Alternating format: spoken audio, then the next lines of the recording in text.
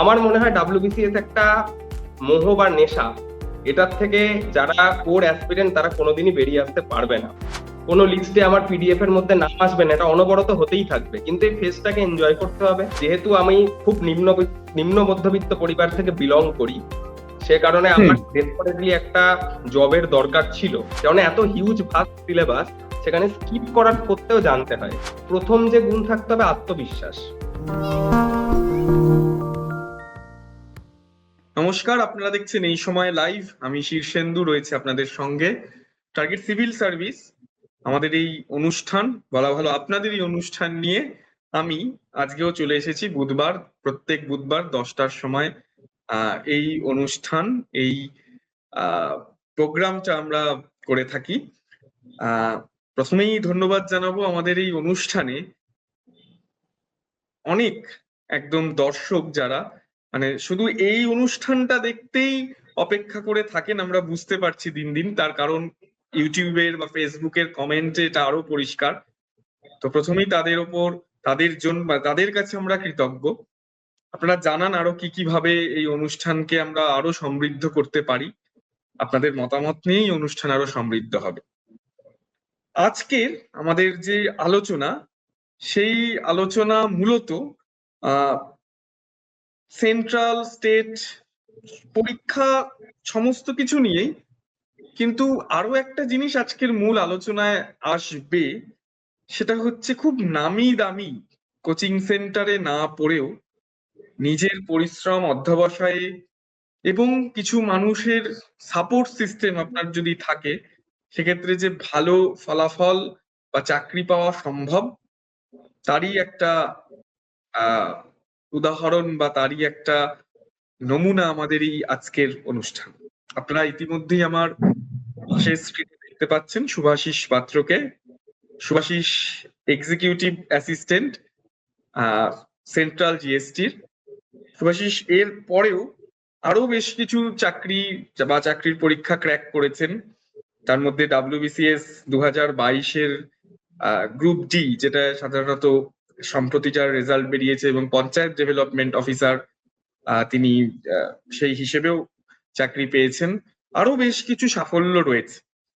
কিন্তু আজকে শুভাশিসের থেকে আমরা কেন এই অনুষ্ঠান, মানে আর 5টা অনুষ্ঠানের থেকে বা আর 5জনের বক্তব্যের থেকে শুভাশিস কোথায় আলাদা বলে আমার মনে হয়, অবশ্যই সেটা শুভাশিসের থেকেই শুনবো। কিন্তু আমি যেটা বলে রাখবো যে একদম মানে ওই বললাম, কোনো বড় কোচিং সেন্টারে না পড়েও বা রিসোর্সের থেকে সীমিত রিসোর্স নিয়ে শুভাশিস কিন্তু আজকে সফল এবং কৃতি বলাই যায়। শুভাশিস, অনেক স্বাগত আমাদেরকে সময় দেওয়ার জন্য। আপনাকে স্বাগত এবং অনেক ধন্যবাদ। শুভাশিস, আপনি মনে হয় আমাদের এই অনুষ্ঠানের বলা যেতে পারে নিয়মিত দর্শকও। অবশ্যই। শুভাশিস, আপনার গল্পটা প্রথমে যদি একটু জানি। প্রথম যেটা জিজ্ঞেস করব, একদম সত্যিটা, কোনো কোচিং ছিল না? না, একদমই না। তো আমি বলবো সেটা। প্রথমেই আমি আপনার কাছে অত্যন্ত কৃতজ্ঞ যে আমাকে এই প্ল্যাটফর্ম, এত বড় একটা প্ল্যাটফর্ম, এখানে সুযোগ দেওয়ার জন্য। তো আমার এরকম কোনো প্ল্যাটফর্মে আমি নিজের এক্সপিরিয়েন্স শেয়ার করছি প্রথমবার, তা ভুল ত্রুটি হতেই পারে। আমি অত গুছিয়ে হয়তো কথা বলতে পারবো না, তবু শুভাশিস, আমি এটা চেষ্টা একদম মানে এটা একদম আড্ডার ভিডিও, এবং সেখান থেকে একটু আমরা হয়তো দর্শকদের কাছে মানে একটু গাইডেন্সের জন্য এই ভিডিও। এখানে আমাদের অন্য সবকিছু গৌণ, সেটা স্টুডিও সেট থেকে শুরু করে ছবিটা আপনার বা আমার হয়তো খুব ভালো নয়, বা একদম সেই সিস্টেমেটিক আলোচনা নয়। এটা একদম আড্ডা, এবং এটার যারা দর্শক তারা এটা দেখতেই আসেন। এই এই অনুষ্ঠানের দর্শক সবাই নন।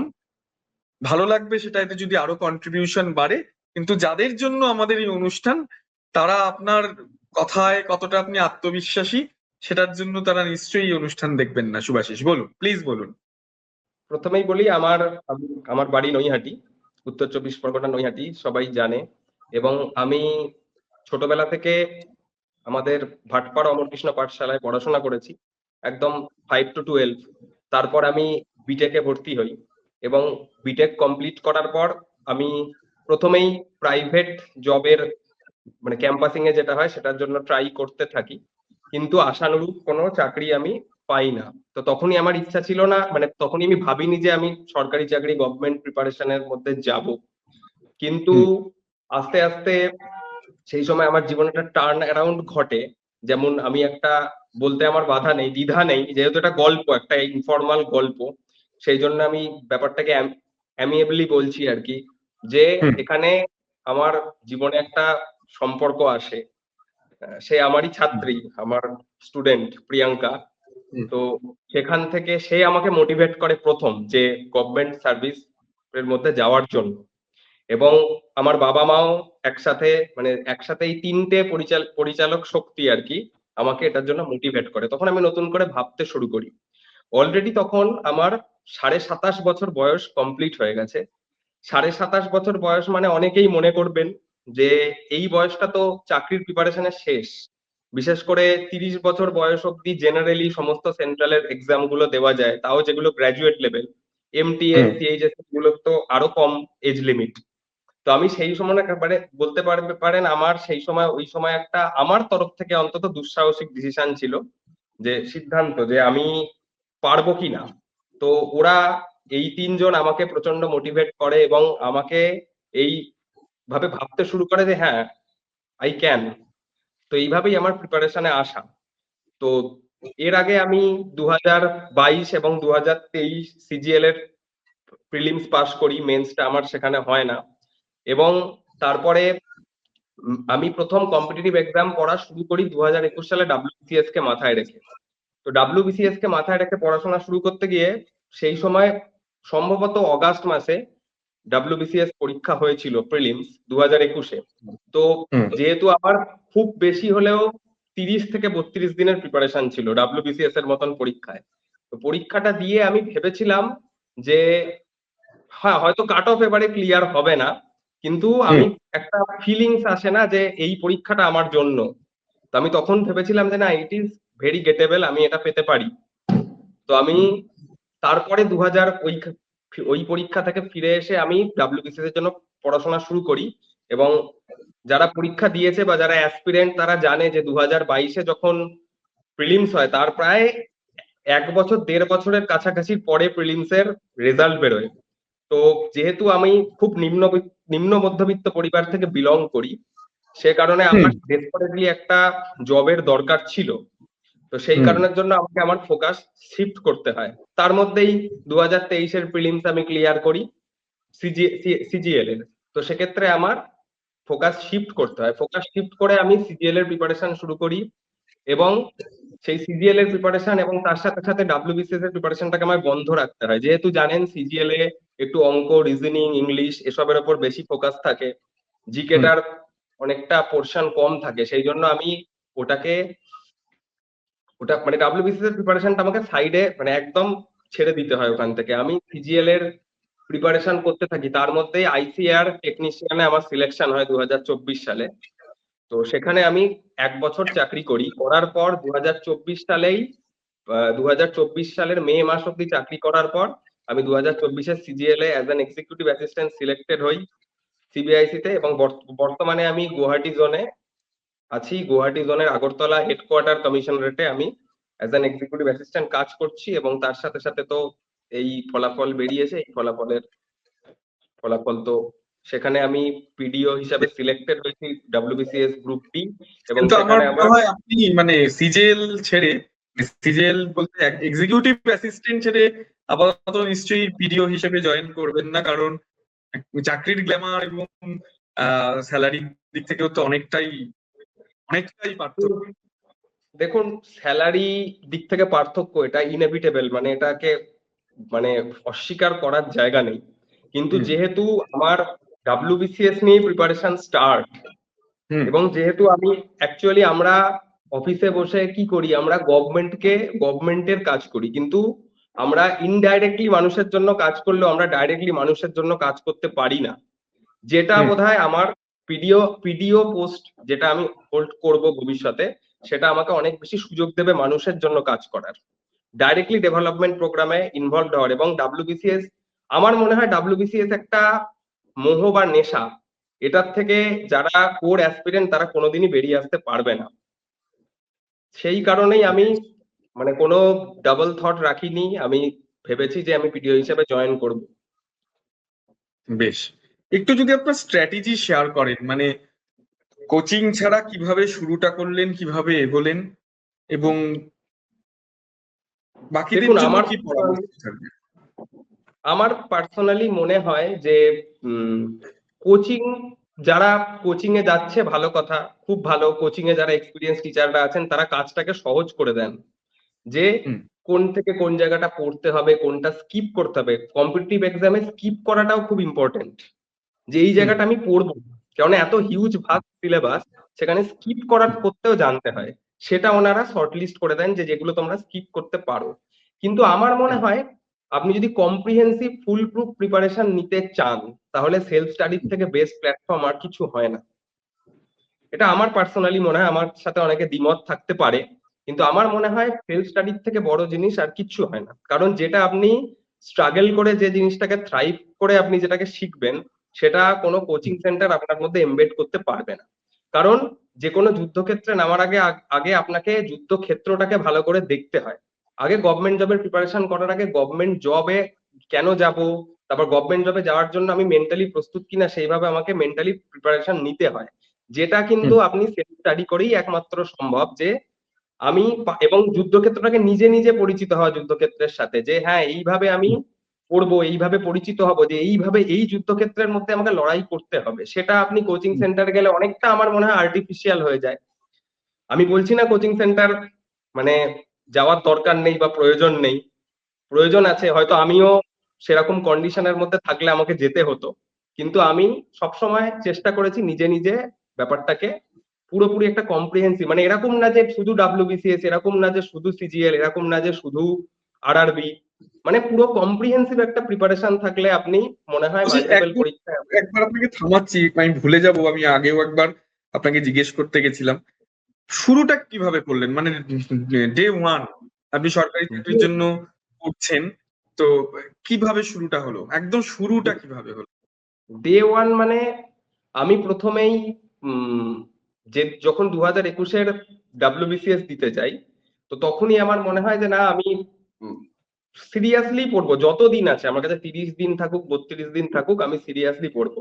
তো সেখান থেকে পড়তে পড়তে আমার যে উইক পয়েন্ট ছিল সেটা হচ্ছে জিকে মুখস্থ করা। আমি যেহেতু ইঞ্জিনিয়ারিং পড়েছি, পিওর সায়েন্স পড়েছি, সেখানে অনেকটা ক্যালকুলেটিভ ব্যাপার থাকে, জিকে মুখস্থ করা আমার জন্য খুব ডিফিকাল্ট ছিল। কিন্তু আমি প্রথমে আমার উইক পয়েন্টে কাজ করেছি ডে ওয়ান থেকে একদম, যে আমি এটা আমার ভালো লাগে না, কিন্তু এটা আমাকে ভালো লাগাতে হবে। তারপর আস্তে আস্তে যখন আমি পড়তে শুরু করি, করতে করতে আমার জিনিসটাকে ভালো লাগে, এবং দেখি আমার উইক পয়েন্টে কাজ করতে বরাবরই ভালো লাগে, এখনো ভালো লাগে। তো প্রথমে আমি আমার উইক পয়েন্ট দিয়ে শুরু করি, স্ট্রং পয়েন্ট নয়। অনেকেই বলবেন নিজের স্ট্রং পয়েন্ট দিয়ে শুরু করো, আমি আমার উইক পয়েন্ট দিয়ে শুরু করি যাতে আমার ওই জিনিসটা ভালো লাগে। আর স্ট্রং পয়েন্ট তো আপনার সাইমালটেনিয়াসলি হয়ে যায়। হুম, এইভাবে আমি বেশ, ভেবেছিলাম এবং এইভাবেই আমি শুরু করেছিলাম। বেশ। সরকারি চাকরি পাওয়ার জন্য যে তিনটে গুণ থাকতেই হবে, আপনার কি মনে হয়? তিনটে গুণ থাকতে হবে। প্রথম প্রথম যে গুণ থাকতে হবে আত্মবিশ্বাস, যে আমি ওই যে জায়গাটা দেখতে চাইছি আমি নিজেকে, সেই জায়গাটা আমি পৌঁছাতে পারি। সেকেন্ড হচ্ছে আত্মবিশ্বাসটা গেইন করার পর পার্সিভারেন্স থাকতে হবে, মানে সরকারি চাকরির পরীক্ষা দিতে গেলে ফেলিয়ার আসবেই। আমারও ফেলিয়ার এসছে, প্রচুর ফেলিয়ার এসছে। এই কম স্প্যান সময়ের মধ্যে আমার প্রচুর ফেলিয়ার এসছে, কিন্তু ফেলিয়ার আসবেই। আর একটা যে জিনিস থাকতে হবে, যে যে গুণটা সবচেয়ে বেশি ইম্পর্টেন্ট, যে এই ফেজটাকে এনজয় করতে হবে। এই গুণটা যার থাকবে, যে শুধুমাত্র প্রেসারে পড়ে মানসিক চাপে পড়ে চাকরি করতে হবে বলে চাকরি পড়ছে তা হুম, নয়। মানে হুম, ফেজটাকে এনজয় করতে হবে। প্রত্যেকটা ফেজ ডিফিকাল্টি আসবে, হুম, কোনো লিস্টে আমার পিডিএফ এর মধ্যে নাম আসবে না, এটা অনবরত হতেই থাকবে, কিন্তু এই ফেজটাকে এনজয় করতে হবে। আবার নতুন হুম, করে নতুন ভাবে নতুন নতুন উদ্যমে যেগুলো আমার ভুল হয়েছে, যার জন্য আমার ওই পিডিএফ এ নাম আসেনি, সেটাকে রেকটিফাই করে আমাকে এগোতে হবে নিশ্চয়ই। তাহলে এই তিনটে গুণ আমার মনে হয় থাকলে যে কোনো ক্যান্ডিডেট নিশ্চয়ই তার লক্ষ্যে পৌঁছাতে পারবে। বেশ।